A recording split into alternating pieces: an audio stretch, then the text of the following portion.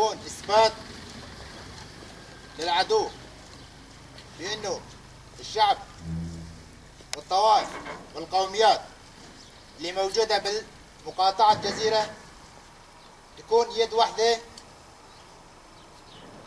متوحدة مع بعضها، ما بفرق بين ان هالقضية قضية عربية او قضية كردية او قضية ثانية.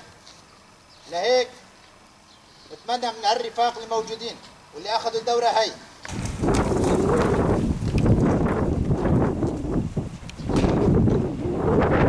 على اساس نظام المجتمع الديمقراطي والبيئي وحرية الجنس من اجل سوريا الديمقراطية وكردستان حرة على اساس ان احمي مجتمع اخلاقي وسياسي بدون ان نفرق بين دين واساس سنه من كل موضوع دورتكم وتخريجكم هذا كله مشان حمايه الارض والعرض. لا لنا اهداف ولا لنا غايات ولا نريد اي مكان ولا احنا غزايه ولا احنا نريد اعتداء، احنا نريد الحفاظ على كرامتنا وعلى معتقداتنا بارضنا هان. وحنا والاكراد اخوه وتاريخ مشترك، مهما يزرعون في احزاب منظمات تسعى للتفرقه بين الكردي والعربي وحنا رافضينه. طفه واحده معانا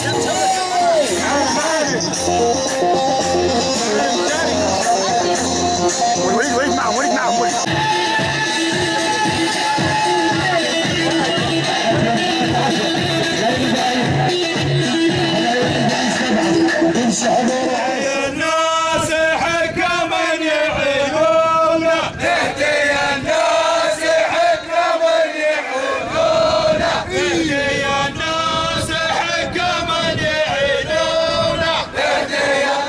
نسولف على القضية الكردية أو ارتباط الأكراد بالعرب. يعني البعض دائما وبعض المنظمات وبعض الأحزاب جاي تحاول تزرع فتنة بين العرب والأكراد، أو يعني هي صارت الفتن، وهذا من الأزمة السورية من 3 سنوات وجاي، ولا قبل ما في يعني بين الأكراد والعرب متآخين. وبعدين يجمعنا يعني الأرض، يجمعنا المبدأ، تجمعنا العادات، تجمعنا التقاليد. يعني ليش يرمونا دائما الى اغراض سياسيه؟ احنا مجبورين، يعني احنا بارض واحده وبعادات واحده وبتقاليد واحده. ليش دائما يحاولون يزرعون انه لا مثلا هالجماعه العرب او غير الاكراد او يفرقون عن الاكراد، او انه مثلا في تحالف كردي عربي او في عدوان. يعني انا اعرف كلمه عدو هي تجي من الاعتداء، من العدو. احنا الحمد لله لا في اعتداء ولا طلعنا برا اراضينا ولا حاولنا بالاعتداء على أي جهة أو على أي أرض أخرى غير أرضنا. أو كل غايتنا هي حنا والأكراد داخل أرض واحدة وبعادات واحدة وجاي ندافع عن أرضنا. برا أرضنا أي اعتداء يعني لو 10 متر ما احنا طالعين برا أرضنا. فالبعض دائما لا في حل، في عدوان، في كذا، في حنا تجمعنا عادات مشتركة، تقاليد مشتركة. وقبل كل الامور هاي اللي جمعنا الدين الاسلامي.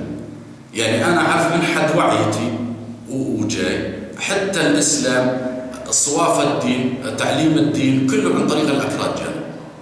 واحنا بنفس الارض وبنفس العادات، يعني ما في شيء يفرقنا الا اللعبات السياسيه والاحزاب، يحاولون يفرقون. انا اسمي وائل.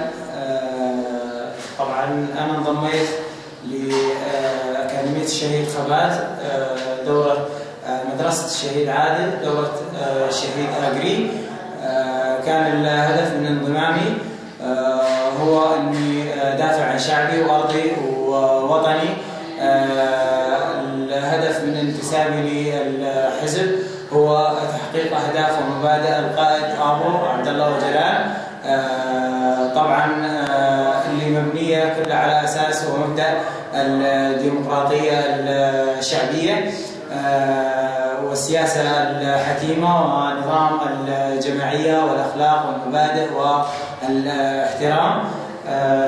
أثناء أو خلال عملية سير الدورة واجهنا العديد من الأعمال التي لم نتعرف عليها بالسابق.